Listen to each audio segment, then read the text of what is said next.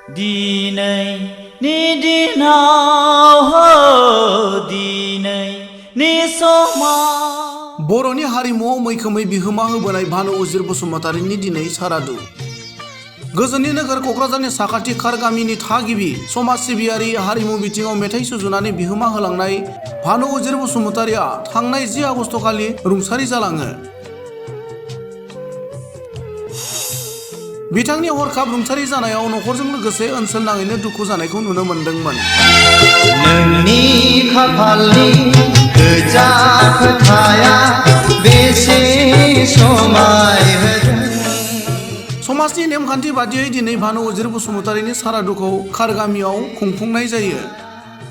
लोगोसे बिथांनि होलांनाय बिहोमा आरो जिउ जारिमिनखौ जथायनानै दिहुननाय गांसे बिजाबखौ दिनै बड' सिने आर्टिस्ट एस'सिएशननि आफादगिरि फुंखा महिलारिनि आखाइजों बेखेवनाय जायो।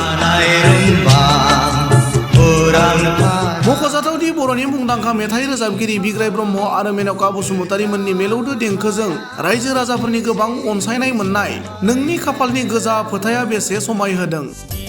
दिनैनि समाव बैसागु मोनदों आंनि गोसोआ, आंलाय सानदोंमोन गन्थं जंजिर जिर नायनो मोजां बायदि मेथाइफोरजों लोगोसेनो बर'नि गोबां मेथाइफोरखौ भानु उजिर बसुमतारीया सुजुदोंमोन। दिनै रुंसारि भानु बसुमतारीनि सारादुआव बर'नि मुंदांखा मेथाइ रोजाबगिरि बिग्राय बसुमतारीया नुजाथिफैना गोथौ दुखु मोननाय फोरमायनानै ओरैबायदि बुङो।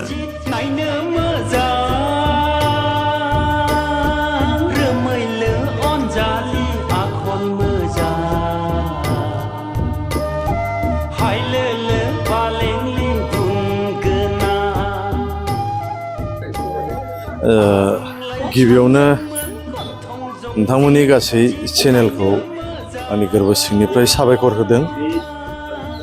बिसेसकरि दिनै रुंसारि आदा भानु उजिर बसुमतारीनि दिनैनि बे आद्य श्राद्धआव नोंथांमोननि सिगाङाव आदानि सोमोन्दै फंनैसो बुंनो मोनगोननि थाखाय आं गिबियावनो नैबेखौ बुंनो सानदों जे बिजों आंजों माबायदि सोमोन्दो दंमोन आं बेखौ मिथिया, खिन्थु आं बेखौ सिन्स 1995 निफ्रायनो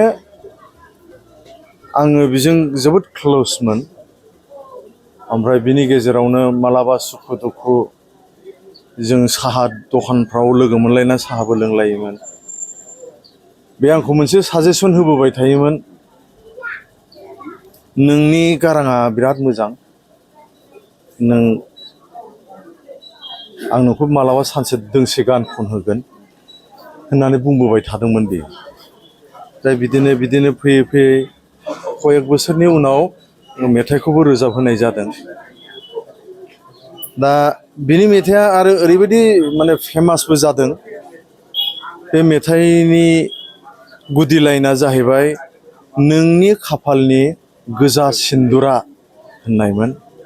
बेयो दाबो साफ्रोमबो जोंनि बैसोनि हिन्जाव हौवाफोरनि सिगाङाव खोमायाव रिंखांनानै दङ। दा बिनि थाखाय आं बे आदाखौ आङो जुग मोनसे दाहार थालांनाय बायदि आं मोनदों आंनि सायाव। दाहारा बेनो, बे इसिबां अननानै आंखौ जे गान खनहोबाय बेखौ दिनैसिमबो गुरु मान एबा बिदा हिसाबै आं साहा खापसे लोंहोफेरनो हायाखै।